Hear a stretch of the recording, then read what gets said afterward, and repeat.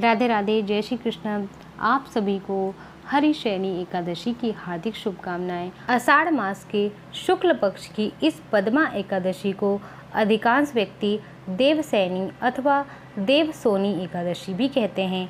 इस दिन से भगवान विष्णु 4 मास के लिए क्षीर सागर में शयन करते हैं। इसी कारण इस एकादशी को हरिशयनी एकादशी कहते हैं।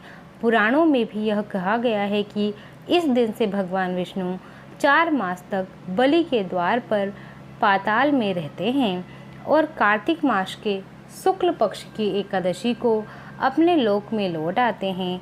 इस 4 महीने में भगवान विष्णु के क्षीर सागर में शयन अथवा पाताल में निवास करने के कारण ही विवाह आदि कोई भी शुभ कार्य नहीं होते।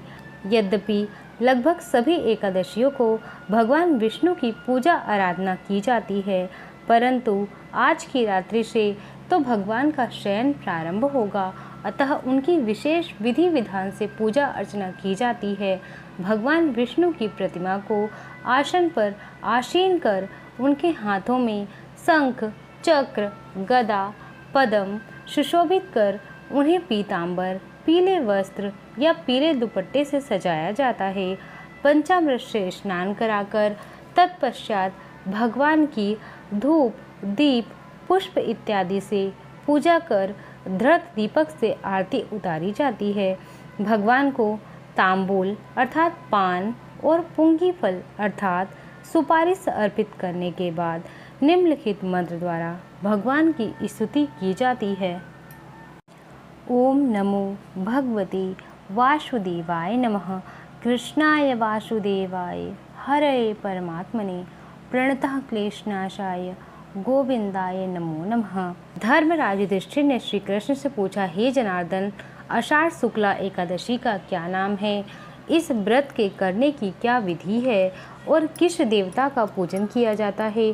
श्री कृष्ण कहने लगे, हे युधिष्ठिर, एक समय नारद जी ने ब्रह्मा जी से यही प्रश्न किया था। तब ब्रह्मा जी ने उत्तर दिया था कि हे नारद, तुमने कलयुगी जीवों के उद्धार हेतु अति उत्तम प्रश्न किया है, क्योंकि एकादशी व्रत सभी व्रतों में श्रेष्ठ है। इस व्रत से समस्त पाप नष्ट हो जाते हैं और जो व्यक्ति इस व्रत को नहीं करते वे अवश्य ही नरकगामी होते हैं।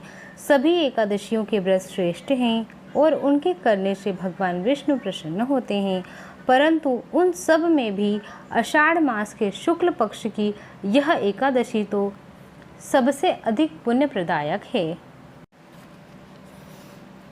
पद्मा नामक इस एकादशी से संबंधित पुराणों में वर्णित एक कथा मैं तुमसे कहता हूँ। हे नारद, तुम ध्यानपूर्वक इस कथा को सुनो।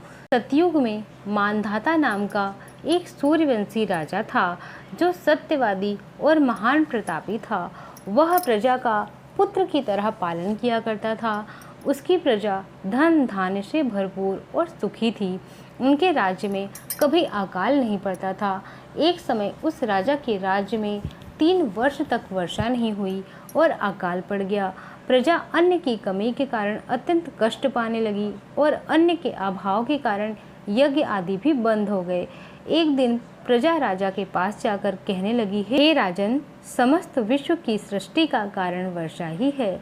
वर्षा के अभाव में अकाल पड़ गया है और अकाल से प्रजा मर रही है, इसलिए कोई ऐसा उपाय कीजिए जिससे प्रजा का कष्ट दूर हो जाए। राजा मानधाता ने कहा, आप लोग ठीक कह रहे हैं, वर्षा से ही अन्न उत्पन्न होता है और आप लोग वर्षा न होने के कारण अत्यंत दुखी हैं। मैं आप लोगों के दुख को समझता हूँ। ऐसा कहकर राजा कुछ सेना के साथ वन की तरफ चल दिया। वह अनेक ऋषियों के साथ आश्रम में भ्रमण करता हुआ अंत में ब्रह्मा जी के पुत्र अंगिरा ऋषि को प्रणाम किया। मुनि ने राजा को आशीर्वाद देकर कुशल क्षेम के पश्चात उनसे आश्रम में आने का कारण पूछा।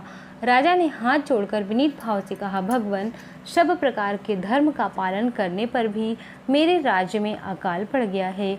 इससे प्रजा अत्यंत दुखी है। राजा के पापों से ही प्रजा को कष्ट मिलता है, ऐसा शास्त्रों में लिखा है। जब मैं धर्मानुसार राज्य करता हूँ तो मेरे राज्य में अकाल कैसे पड़ गया?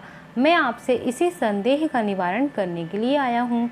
कृपा करके मेरे संदेह का निवारण कीजिए और साथ ही प्रजा के कष्ट को भी दूर करने का कोई उपाय बतलाइए। राजा की ये सब बातें सुनकर महर्षि अंगिरा ने कहा, हे राजन, यह सतयुग सब युगों में उत्तम है। इसमें धर्म के चारों चरण उपस्थित हैं, अर्थात इस युग में धर्म की सबसे अधिक उन्नति है। लोग ब्रह्मा की उपासना करते हैं और ब्राह्मणों को ही केवल वेद पढ़ने तप करने का अधिकार है, परंतु आपके राज्य में एक शूद्र तपस्या कर रहा है। इसी दोष के कारण आपके राज्य में वर्षा नहीं हो रही है। इसलिए यदि आप प्रजा का भला चाहते हैं तो उस शूद्र का वध कर दो। राजा ने कहा, महाराज, मैं उस निरपराध तपस्या करने वाले शूद्र को किस तरह मार सकता हूँ? आप इस दोष से छूटने का कोई अन्य उपाय बतलाइए। तब ऋषि कहने लगे, हे राजन, यदि तुम अन्य उपाय जानना चाहते हो तो सुनो। आषाढ़ मास के शुक्ल पक्ष की पद्मा नाम की एकादशी का विधि पूर्वक व्रत करो। इस व्रत के प्रभाव से तुम्हारे राज्य में वर्षा होगी और प्रजा सुख पाएगी।